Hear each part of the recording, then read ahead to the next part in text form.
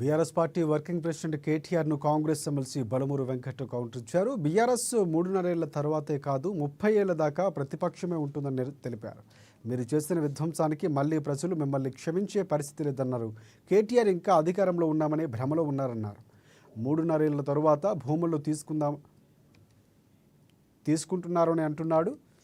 15 నెలల కిందట ప్రజల్ని అధికారం తీసుకున్నాడు, మరిచిపోయారని గుర్తు చేశారు.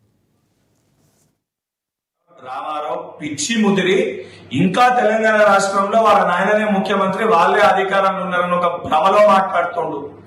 ఈ రోజు నువ్వు చేసిన ఒక విధ్వంసానికి, నీ కుటుంబం చేసిన ఒక విధ్వంసానికి తెలంగాణ రాష్ట్ర ప్రజలు 15 నెలల క్రితమే మీకు బుద్ధి చెప్పడం జరిగింది. 3 ఏళ్లలో అధికారంలోకి వస్తామంటున్నావు. 3 ఏళ్లు కాదనైనా 30 ఏళ్లైనా తెలంగాణ రాష్ట్రానికి మీరు చేసిన ఒక విధ్వంసానికి ప్రజలు మిమ్మల్ని క్షమించే పరిస్థితే లేదు. నీకు కవితకి హరీష్ రావుకి మధ్యలో ఒక అంతర్గత పోరుకి అసత్య ప్రచారాలు హైదరాబాద్ సెంట్రల్ యూనివర్సిటీ గురించి చేసి రాజకీయ లబ్ధి పొందే ప్రయత్నం నువ్వు చేస్తున్నావు. ప్రభుత్వ భూముల్ని ప్రైవేటు వ్యక్తులకి కట్టబెట్టిన చరిత్ర నీది, నీ కుటుంబానిది, నీ ప్రభుత్వానిది. ప్రభుత్వ భూముల్ని ప్రైవేటు వ్యక్తుల దగ్గరికి వెళ్ళి తీసుకొచ్చిన చరిత్ర మా గౌరవ ముఖ్యమంత్రి రేవంత్ రెడ్డి గారిది, కాంగ్రెస్ ప్రభుత్వానికి. గతంలో ఎంతో మంది ముఖ్యమంత్రులు చెయ్యలేంది ఆ 400 ఎకరాల ప్రభుత్వ భూమిని ప్రైవేటు వ్యక్తుల దగ్గరికి వెళ్లి న్యాయపరంగా కొట్లాడి తీసుకొచ్చింది గౌరవ ముఖ్యమంత్రి రేవంత్ రెడ్డి గారు.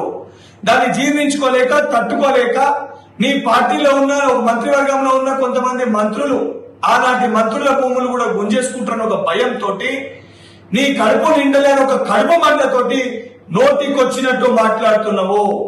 అటవీ భూములని గుంజుకున్న చరిత్ర మీది.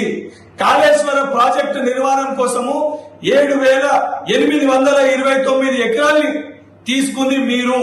ఇవన్నీ మర్చిపోయి నోటికొచ్చినట్టు మాట్లాడితే తెలంగాణ ప్రజలు, దాని వలన రేపు పొద్దున ఉద్యోగ అవకాశాలు రాబోయే యువకులు